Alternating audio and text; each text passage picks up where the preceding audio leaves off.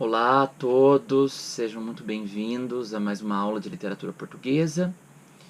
E na aula de hoje, começamos a fazer uma reflexão.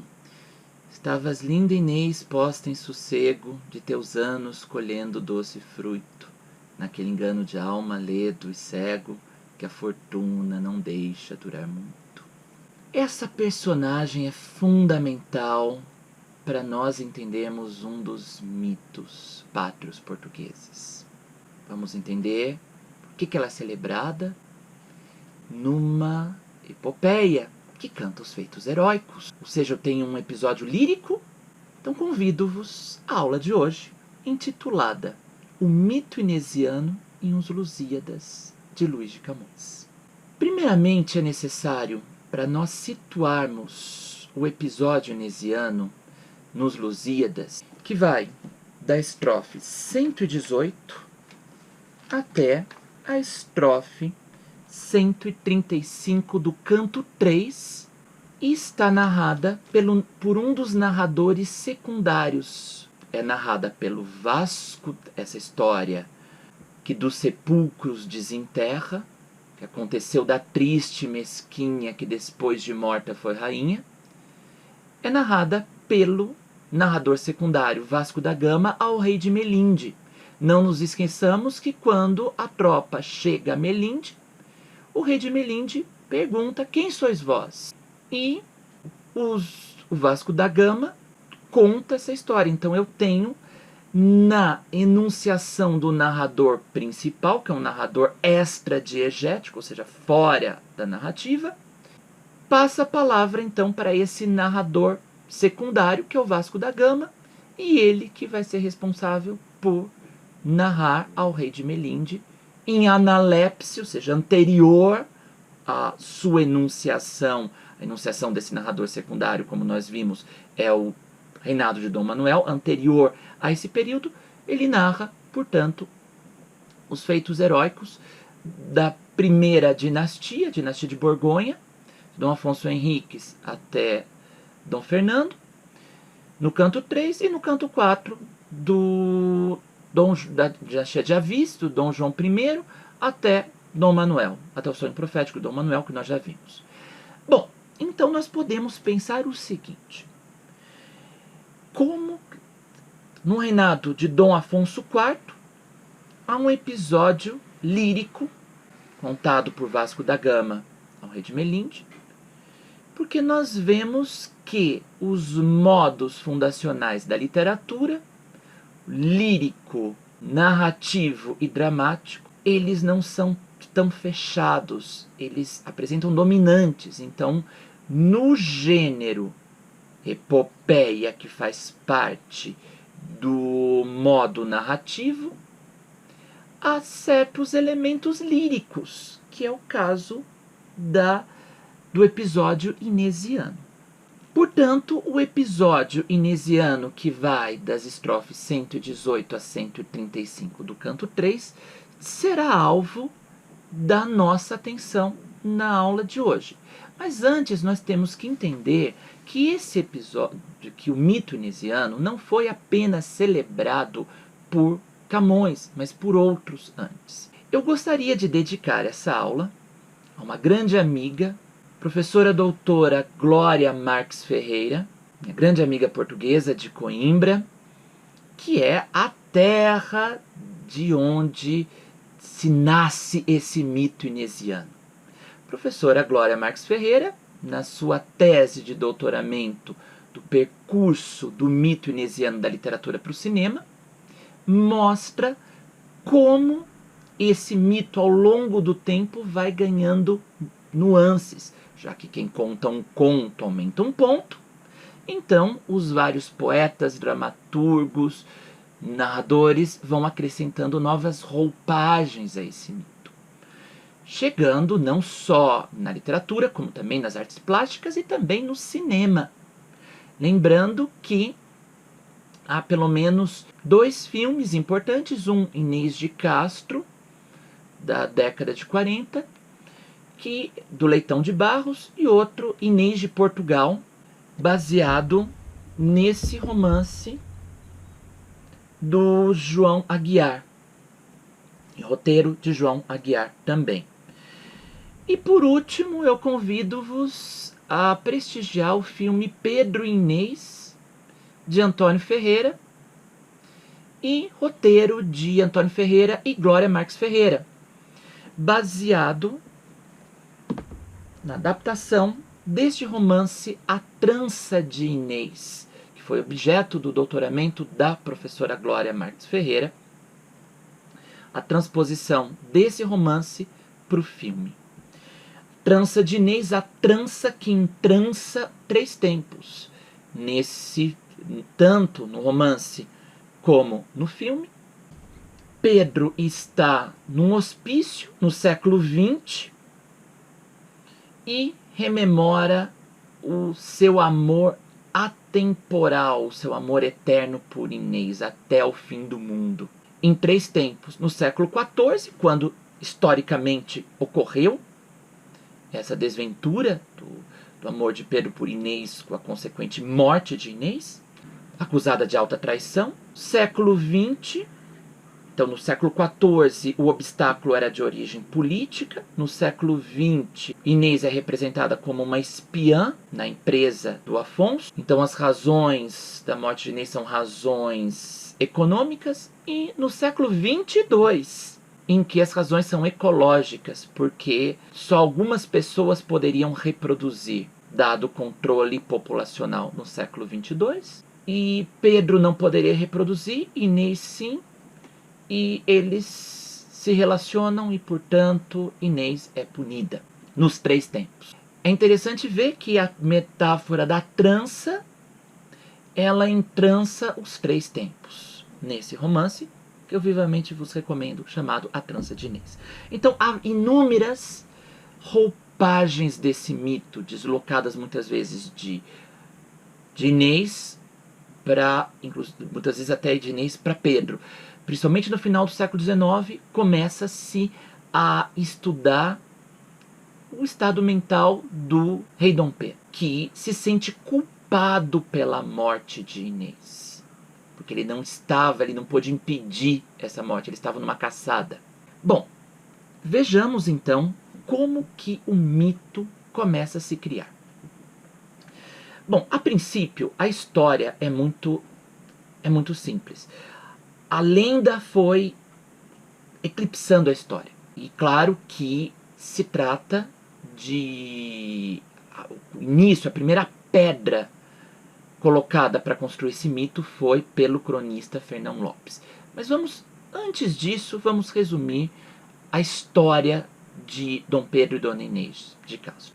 Dom Afonso IV, ao voltar da Batalha do Salado, de 1340, então estamos no século XIV, Batalha do Salado, que ele lutou junto com os castelhanos para ajudar a sua filha, que era casada com o rei de Castela, então para lutar contra os mouros. Estamos no final dessa época das cruzadas, e tanto os territórios de Portugal como de Castela ainda não estavam totalmente consolidados, e Dom Afonso quer que o seu filho se case, seu filho Dom Pedro.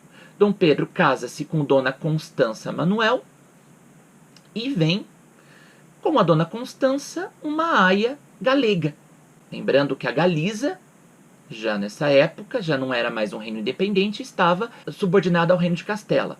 E os irmãos de Inês tinham muito dinheiro. Na época, ser aia de uma rainha não era para qualquer pessoa. Então, era uma função importante.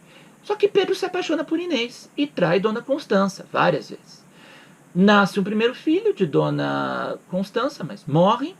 E o segundo filho, que é o Dom Fernando, Dona Constança morre. Então só existe um príncipe herdeiro, que é o Dom Fernando. E Dom Pedro tem 3 filhos com Dona Inês de Castro. E ele é muito amigo dos irmãos Castro, que tinham uma influência no reino de Portugal. A nobreza partidária de Dom Afonso IV, vendo com muito maus olhos essa aproximação de Dom Pedro com os irmãos Castro, temia que Dom Pedro fosse ser um joguete nas mãos dos irmãos Castro e que Portugal fosse perder sua independência. Então, manipulou um rei a condenar Inês de alta traição.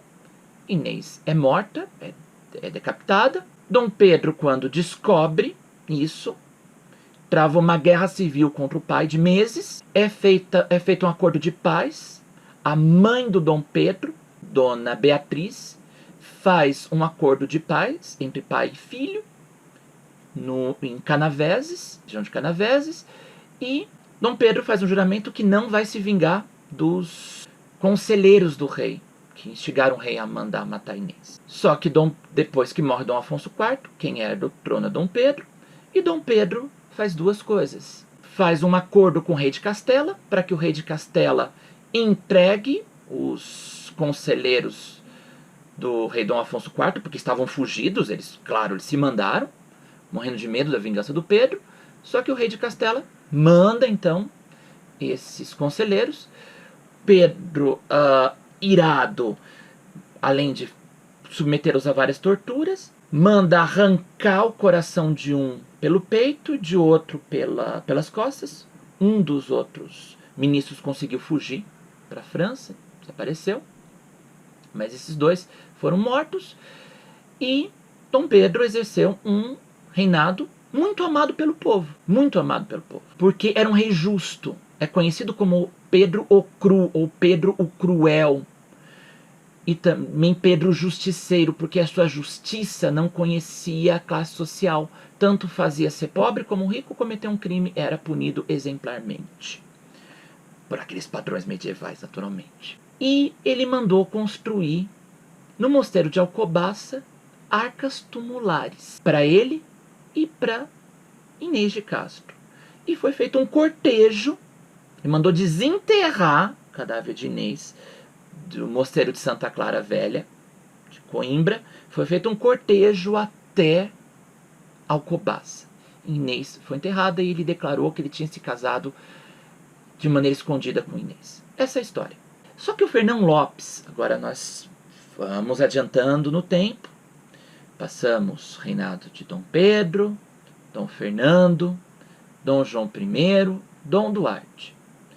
Fernão Lopes assume o comando da Torre do Tombo e é responsável por fazer crônicas, contando as memórias dos reis. E na crônica de Dom Afonso IV, em que acontece o episódio inesiano, que documentos, aquela historiografia da época, que documentos ele tinha? Ele se valeu da história oral, foi ao mosteiro de Alcobaça, conversou com aqueles monges, e os monges foram relatando, foram dando mostrando alguns arquivos. Vale lembrar que na Idade Média a maior parte do conhecimento foi preservada pelos mosteiros, e ele leu as edículas das arcas tumulares. Ele fez uma interpretação iconográfica. E a partir daí se tem o mito da rainha depois de morta. Então já começa a partir de Fernão Lopes o mito inesiano eclipsando a história. Eu vos dividi aqui de um lado o que é lenda, de outro lado o que é história. Na história, a Inês foi morta por decapitação, enquanto na lenda ela foi morta por transverberação. Na história, o local de execução foram os Passos da Rainha em Coimbra, perto do mosteiro de Santa Clara Velha. Hoje já não existe mais os Passos da Rainha, e sim ruínas do mosteiro de Santa Clara Velha. E o local de execução na lenda foi a Quinta das Lágrimas em Coimbra. Mas aí quem que colocou essa pedrinha desse mito? O Camões. Na história, houve sim a trasladação do corpo de Coimbra até Alcobaça, mas sem coroação e sem beijamão. Porque a coroação e o beijamão é de tradição espanhola, como se pode entender. Por que de tradição espanhola? Vale lembrar que de 1580 a 1640, Portugal esteve sob domínio castelhano, e é claro que floresceu esse mito para justificar a União Ibérica, a união de um português, representado por Pedro, e a união de uma espanhola, representada por Inês de Castro. Então, houve um uso político desse mito. É interessante que Inês foi executada nos Passos da Rainha, Mas o Camões faz uma transposição dos Passos da Rainha para a Quinta das Lágrimas. Essa Quinta das Lágrimas era chamada de Quinta do Pombal. Hoje é chamada Quinta das Lágrimas em virtude do episódio inesiano nos Lusíadas, onde as ninfas choraram a morte escura de Inês. E essa fonte, que seria a fonte das lágrimas, teria sido feita por essas ninfas. Essa transposição que o Camões faz dos Passos da Rainha para a Quinta das Lágrimas gera, claro, que algumas confusões, porque a fonte dos amores, originalmente, era um filete de água que ia da quinta, da chamada Quinta do Pombal até o mosteiro de Santa Clara Velha, em que se mandavam cartas apaixonadas, trocando até com as freiras. Então, os estudantes de Coimbra mandavam essas cartinhas. Então, essa era a fonte dos amores. Mas acabou com o tempo, fonte dos amores, nos amores de Pedro e Inês. E a fonte das lágrimas, as lágrimas de Inês. Como vocês podem ver no primeiro slide, existe um tom, umas algas, tanto vermelhas, que seria o quê? O sangue de Inês. E existem alguns fios doirados, que seria o quê? Os cabelos de Inês. Inês era loira, era galega. Então, passemos agora ao episódio inesiano nos Lusíadas. Da estrofe 118 a 135, nós podemos fazer a seguinte divisão. Nós podemos ver a apresentação do episódio inesiano na 118 até a 121. A 118, o contexto histórico de quando se passa, passada a próspera vitória, passada a vitória de Dom Afonso IV na Batalha do Salado. Essa antítese de guerra e paz, o período de guerra, a esse período de guerra sucede um período de paz. Só que nesse período de paz para o reino é o período das intrigas que vão levar à morte de Inês de Castro, a partir do que na estrofe 119 se chamam as razões do amor, de um amor tirano. Esse mesmo amor tirano aparece na lírica camoniana, não só na sua épica, mas principalmente na sua lírica. Nesse amor cheio de contradições. O amor é fogo que arde sem se ver, é ferida que dói e não se sente, é um contentamento descontente, é dor que desatina sem doer. Esse amor marcado por paradoxos, por contradições. Esse amor que quer, que precisa não só de lágrimas, mas de sangue caído no seu altar, como aparece na estrofe 119. Na estrofe 120 e 121, introduz-se a personagem Inês numa situação de total bonança, a Inês a colher doce fruto, Inês a folgar, Inês a curtir a sua mocidade. Tanto que nós não vemos nenhum conflito. Nós vemos sim a ausência do amado, a ausência do príncipe Dom Pedro, Inês a conversar com a natureza. Isso é um tópico clássico muito importante desse locus amenus, e também é um tópico da poesia trovadoresca, principalmente nas cantigas de amigo. Nós temos esse diálogo com a natureza, e a natureza que responde. Do teu príncipe ali te respondiam, como nós vemos na estrofe 121, e nós vemos tanto na estrofe 120 a ausência do príncipe, mas a Inês em diálogo com a natureza, uma situação de tranquilidade, posta em sossego, e verbos no pretérito imperfeito, que marcam essas ações não acabadas. Estavas, tinhas, respondiam, moravam, traziam, apartavam, mentiam, voavam, cuidava, via, eram. O conflito inicia-se na 122, com as intrigas da corte representadas pelo murmurar do povo e, ao mesmo tempo, com o desejo de Dom Pedro de não se casar. os desejados tálamos enjeita, os desejados leitos enjeita, ou seja, recusa ao casamento.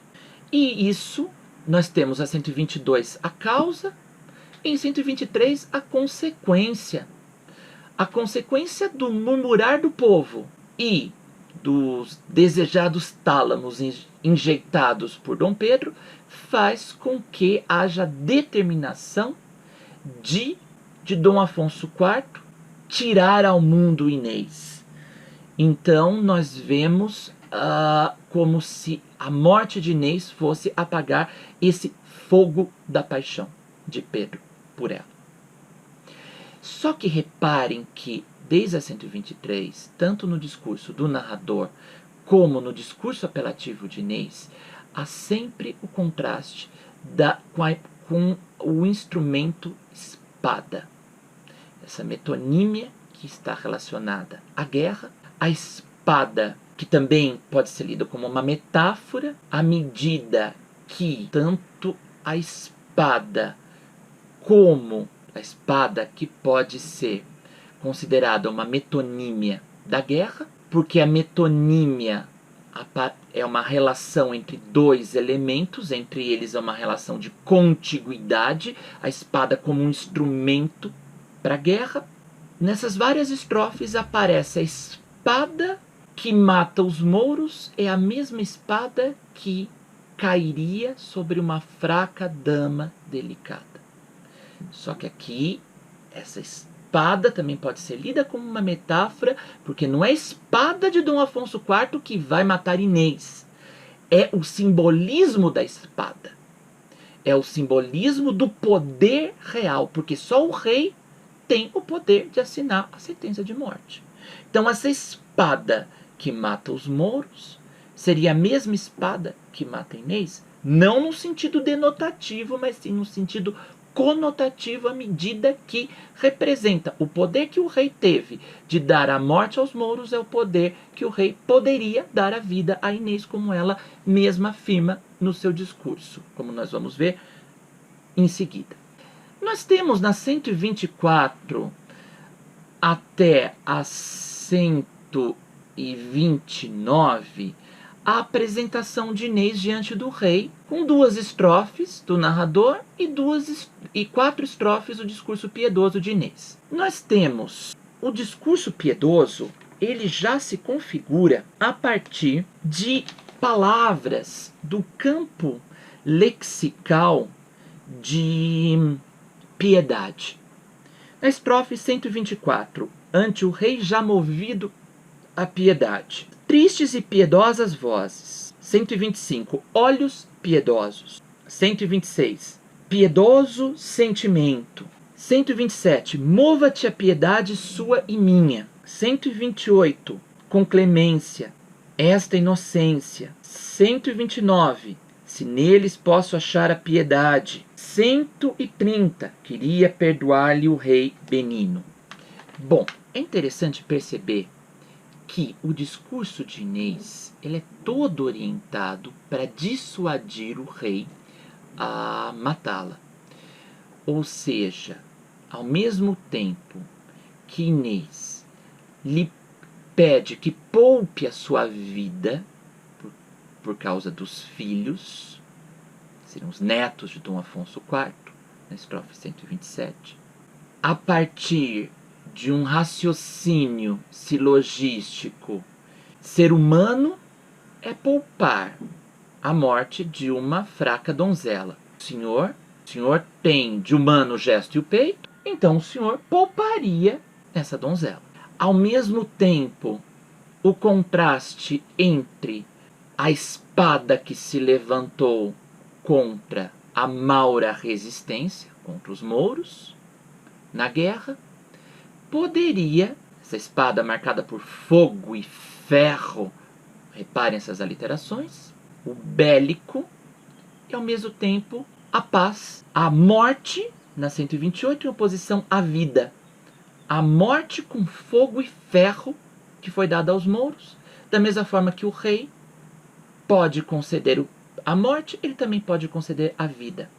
E todo o discurso insistindo na inocência, e que mesmo que o rei não creia nessa inocência, então que ela seja exilada. Ela pede para ser exilada. Reparem que existe toda uma exortação ao rei marcada por verbos no imperativo. Como nós vemos na 127, mova-te a piedade sua e minha. Sabe também dar vida com clemência. Põe-me em perpétuo e mísero desterro, na 128. Põe-me onde se use toda a feridade. E sempre com imagens de animais, de feras, de aves agrestes, a mostrar o quê? Que nos corações humanos não haveria piedade, mas nas brutas feras sim haveria piedade, tanto que ela cita, na 126, Semíramis, a mãe de Nino, que abandonou Nino, e Nino foi criada por aves de rapina. E os irmãos que Roma edificaram, Rômulo e Remo, que, segundo a lenda, foram amamentados por uma loba. Então até as aves de rapina e as brutas feras seriam marcadas pela piedade, enquanto nos corações humanos não haveria piedade. Mas Inês instiga o rei a ter essa piedade. Tanto que nós vemos quando depois do discurso direto de Inês, volta o discurso do narrador. Vale lembrar que a súplica de Inês está toda em discurso direto, ela marca essa carga emotiva por estar em discurso direto, porque o discurso direto, ao contrário do discurso indireto, o discurso direto, as palavras da personagem são expressas, separadas, como se fosse um todo separado do discurso que enuncia. Então, é como se fosse um bloco separado. Portanto, esse bloco ele tem toda uma apelação emotiva, uma exortação ao rei. É importante nós vermos que, na 130, queria perdoar-lhe o rei benino, movido das palavras que o magoam. Ora, não nos esqueçamos que o Camões está a louvar os feitos heróicos, as memórias dos reis valerosos. Portanto, Camões não atribui a culpa ao rei Dom Afonso IV. E também o narrador Vasco da Gama está a narrar os feitos heróicos da primeira dinastia ao rei de Melinde. Também não pegaria bem colocar a culpa num rei, atribuir a culpa a um rei. Portanto, Camões desloca a culpa do rei para os conselheiros, aqui vistos como os brutos matadores.